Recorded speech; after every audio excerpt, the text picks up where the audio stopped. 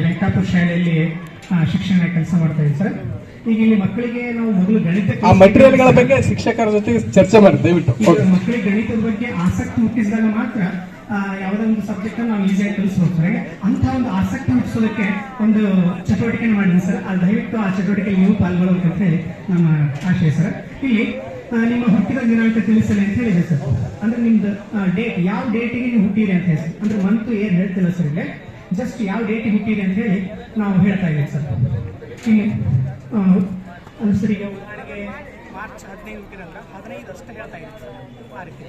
Okay sir. ಈಗ A ಕಾರ್ಡಲ್ಲಿ ನಿಮ್ಮ ಹುಟ್ಟಿದ ದಿನಾಂಕ ಇದೆ ಸರ್. ಎ ಕಾರ್ಡಲ್ಲಿ ಇದೆ ಸರ್. ಓಕೆ. ಬಿ ಕಾರ್ಡಲ್ಲಿ ಐತೆ ಸರ್. ಇಲ್ಲ. Okay sir. ಸಿ ಕಾರ್ಡಲ್ಲಿ ಇದೆ ಸರ್. ಇಲ್ಲ ಸರ್. ಓಕೆ. ಡಿ ಕಾರ್ಡಲ್ಲಿ ಇದೆ ಸರ್. ಇಲ್ಲ ಸರ್. ಓಕೆ. ಈ ಕಾರ್ಡಲ್ಲಿ ಇದೆ ಸರ್. ಇಲ್ಲ. ಹಾಗಾದ್ರೆ 1ನೇ ತಾರೀಕು ಇದೆ sir. Okay sir, thank you sir. ಈಗ ಶಿವಾನಂದ್ ಸರ್ ಅವ್ರದ್ದು ಟ್ರೈ ಮಾಡೋಣ ಸರ್. ಸರ್ ಎ ಕಾರ್ಡಲ್ಲಿ ಇದೆ ಸರ್. ಐತೆ ಸರ್. ಓಕೆ. ಬಿ ಕಾರ್ಡಲ್ಲಿ ಇದೆ ಸರ್. ಇಲ್ಲ. Okay sir. ಸಿ ಕಾರ್ಡಲ್ಲಿ ಇದೆ ಸರ್. ಇಲ್ಲ. ಡಿ ಕಾರ್ಡಲ್ಲಿ ಇದೆ ಸರ್. ಇಲ್ಲ. ಓಕೆ. ಈ ಕಾರ್ಡಲ್ಲಿ ಸರ್. ಇಲ್ಲ. ಹಾಗಾಗಿ ನಿಮ್ದು ಕೂಡ ಒಂದೇ ಸರ್. ಒಂದು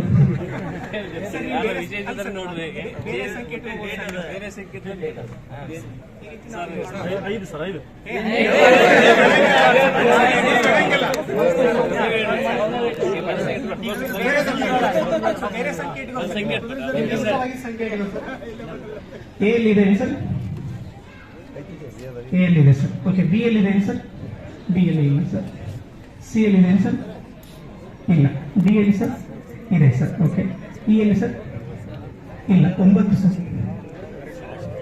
ಥ್ಯಾಂಕ್ ಯು ಸರ್. ಈ ರೀತಿ ಇದನ್ನು ಮಾಡ್ಬೋದು ಸರ್. ಮಕ್ಕಳಿಗೆ ಇಂಟ್ರೆಸ್ಟಿಂಗ್ ಅನ್ಸುತ್ತೆ ಸರ್.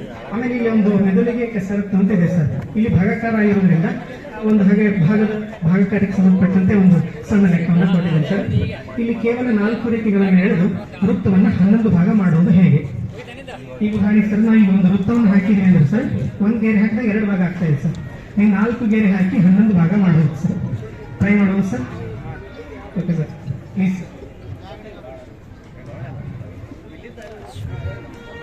ಇದು ಟೆಕ್ ಬರುತ್ತೆ ಸರ್. ಇದರ ಮೇಲೆ ಟ್ರೈ ಮಾಡಿ ಸರ್. 1 ಗೆರೆ ಹಾಕಿದಾಗ 2 ಭಾಗ ಆಗ್ತಾ ಇದೆ ಸರ್. ಹೀಗೆ ಕೇವಲ 4 ರೇಖೆಗಳನ್ನು ಎಳೆದು ನಾವು 11 ಭಾಗವನ್ನು ಮಾಡೋದು ಹೇಗೆ? 2 ಗೆರೆಗಳಾದವು ಸರ್, 4 ಭಾಗಗಳಾದವು. 4 ರೇಖೆಗಳು ಸರ್, 11 ಭಾಗ ಆಗಬೇಕು ಸರ್.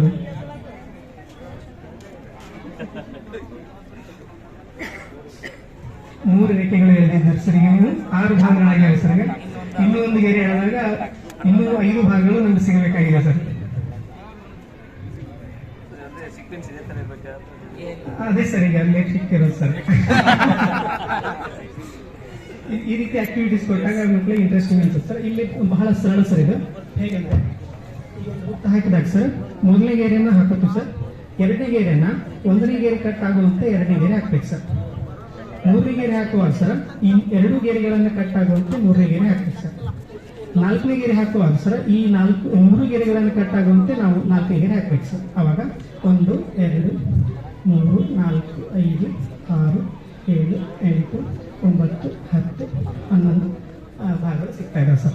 Okay sir. ಸರ್, ಇಲ್ಲಿ ಈಗ ಬಂದಿರೋ ಕಾನ್ಸೆಪ್ಟ್ ಭಾಗಾಕಾರ ಸರ್.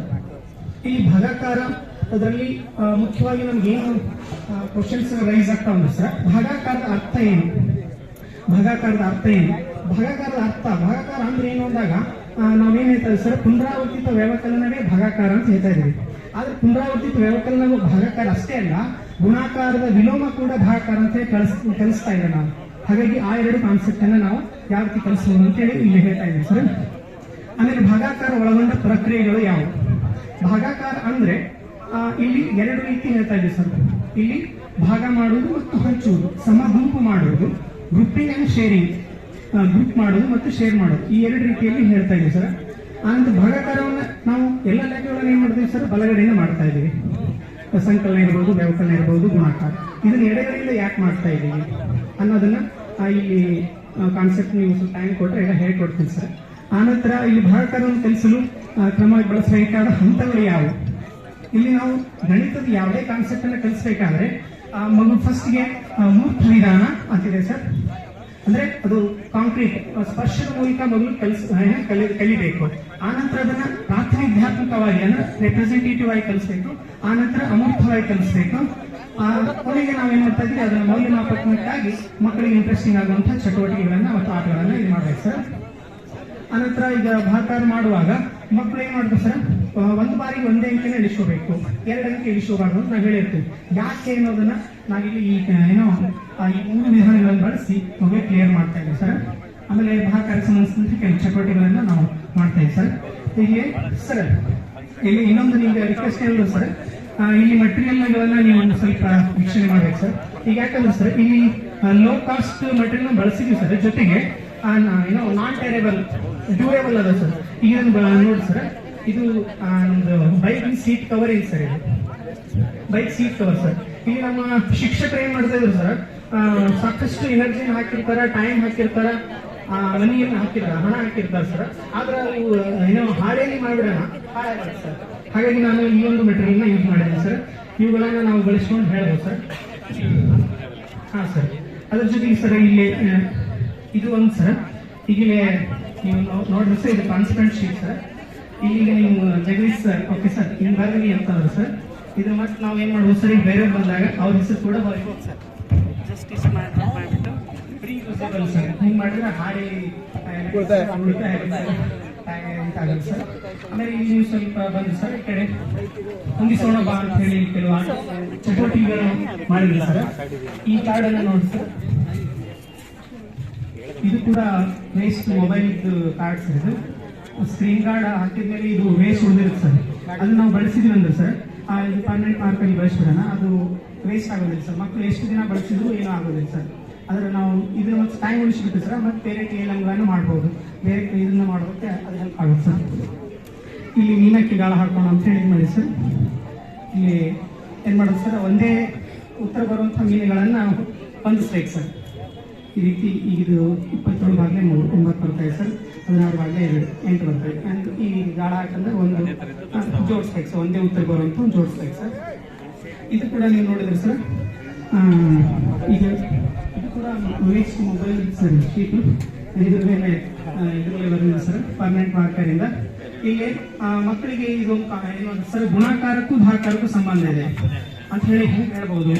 ಇಲ್ಲಿ ಸರ್ ಈಗ ನೋಡಿದಾಗ ಈ ಕಾರ್ಡನ್ನು ಕೊಟ್ಟು ಮಗುವಿಗೆ 4 ಲೆಕ್ಕಗಳನ್ನು ಬರಲಿಕ್ಕೆ ಸಾಧ್ಯ ಇದೆ ಅಂತ ಹೇಳಿ ಹೇಳ್ಬೋದು ಸರ್. ಯಾವ ರೀತಿ ಬರೀಬಹುದು, 3 ಗುಂಡ್ಲೆ 5 15 ಬರ್ತಾ ಇದೆ, 5 ಗುಂಡ್ಲೆ 3 15. ಅಂದ್ರೆ ಗುಣಾಕಾರ ಪರಿವರ್ತನೆ ಆಗಿದೆ, ಪರಿವರ್ತನೀಯವಾಗಿದೆ ಅಂತ ಹೇಳಿ ತೋರಿಸ್ಬೋದು ಸರ್. ಇಲ್ಲಿ 2 ಗುಣಾಕಾರ ಲೆಕ್ಕಗಳು ಸರ್. ಅದೇ ರೀತಿ 15 ಭಾಗಲೆ 3 5, 15 ಭಾಗಲೆ 5 3. ಈ ಕಾರ್ಡನ್ನು ಕೊಟ್ಟಾಗ ಮಗು 4 ಲೆಕ್ಕಗಳನ್ನು ಬರ್ತಾ ಇದೆ ಸರ್. ಗುಣಾಕಾರ ಲೆಕ್ಕಗಳು ಬರ್ತಾ ಇದೆ, ಭಾಗಾಕಾರ ಲೆಕ್ಕಗಳು ಬರ್ತಾ ಇದೆ. ಇದರಿಂದ ಏನಾಗುತ್ತೆ ಸರ್, ಅದು ಮಾನಸಿಕವಾಗಿ ಲೆಕ್ಕಗಳನ್ನು ಮಾಡೋದಕ್ಕೂ ಅದು ಪ್ರಿಪೇರ್ ಆಗ್ತಾ ಇದೆ ಸರ್. ನೀವು ಸ್ವಲ್ಪ ಅವಕಾಶ ಕೊಟ್ಟರೆ ಇನ್ನೂ ಈ ಕಾನ್ಸೆಪ್ಟ್